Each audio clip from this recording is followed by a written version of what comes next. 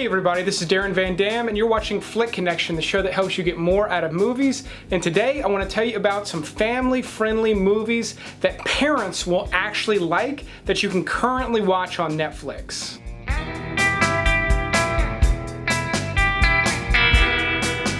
Starting this list off is a little-known animated movie called Mune. It's spelled M-U-N-E. Now this is a computer animated movie. It's very, very fantastical. It's about a guardian of the sun and a guardian of the moon.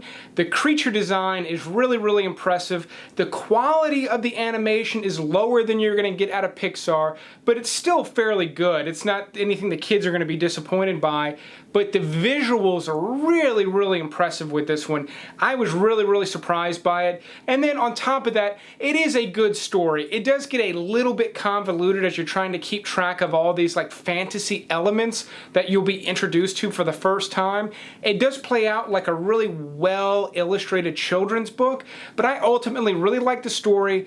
My son really enjoyed watching it, and the visuals alone were enough to engage me. My number 9 pick is an older but lesser known Disney adventure movie called Atlantis. This one features the voice of Michael J. Fox, and it's essentially about a quest to discover the lost city of Atlantis. The thing I really liked about this one is it's got kind of a cool steampunk style to it, but it also plays out very much like an Indiana Jones movie, probably with like less action throughout and more of the like exploration aspect of it, but it's got this cool old school explorer 20,000 Leagues Under the Sea, steampunky kind of thing going on. And then on top of that, just because it's Disney, the story is good, it's engaging, there is action in it towards the end. So I really just enjoyed watching this one. One, again, because it's visually really impressive and it's just got a cool vibe, but the story's really good and it's a good adventure story. It's not super sappy or anything like that. For those reasons, I had a great time with this one, and it's one I've watched more than once.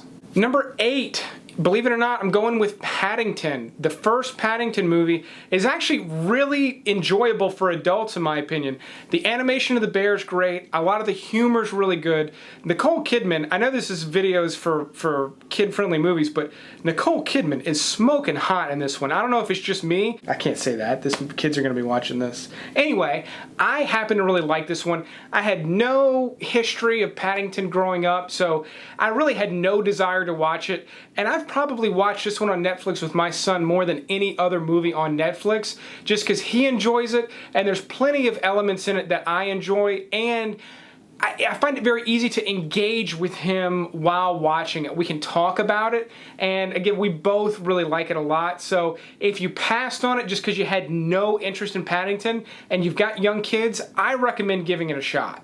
My number 7 pick is a really great sports movie that's wholesome enough for the whole family. It's called Miracle. It's about a hockey team, and I've said this on the channel recently because I had another hockey movie I recommended, but I've got I was not brought up around hockey, so I have no sort of like proclivity towards hockey. But Miracle really, really is a fantastic sports movie. Great motivational elements in it. It's just a really, really good story from start to finish. If you've got young kids that are getting into sports, even if it's not hockey, even if there's no interest in hockey, this is a great one to watch with the family. Number 6, I got to put one on here that almost everybody has seen, and that's The Money Pit. It's currently available on Netflix.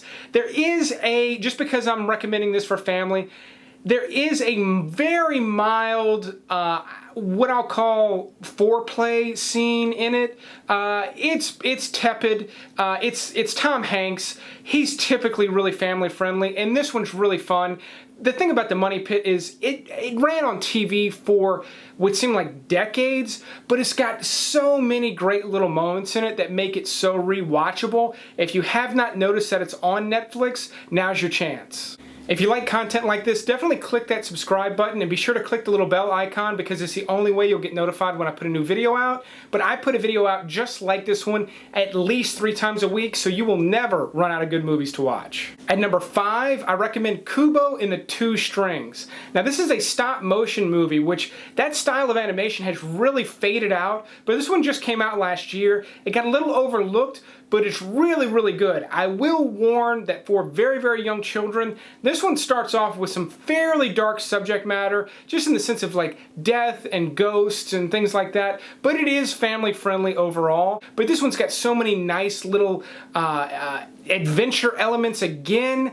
I really enjoyed watching it, and I would have enjoyed watching this without my son around. So that's where we're getting to on the list now. At number 4, an old classic for me. I watched this one a lot growing up. It's just burned into my brain, but that's Batteries Not Included. This is a fantastic little movie about some people that are in this old building in New York that is supposed to be torn down for some skyscrapers, and they're refusing to leave. And in the midst of all of that, these tiny little UFOs visit them, and they're basically these like autonomous little flying saucers that sort of come in and out of this complex and sort of help them. It's got some old school special effects, some solid old school special effects, but it's a really, really great story. It's not for super, super young kids. It is PG, but I really, really love this movie. If you've never seen it, I can't recommend it enough. If you're somehow watching this and you don't have kids or nieces or nephews, watch it anyway. You'll love it. I love it. I will still watch this one when I get a chance. My number 3 pick is The Truman Show. Probably the most watched movie on this list, but it really is so good. There's something about this concept and this story. I think everybody sort of feels like Truman at some point in their life, where they feel like they're being watched, they feel like maybe everything's for them, and not in a narcissistic way, but just in a almost everyone's looking at you sort of a way. And for that reason, this movie's very, very easy to identify with, but it's also just a lot of fun.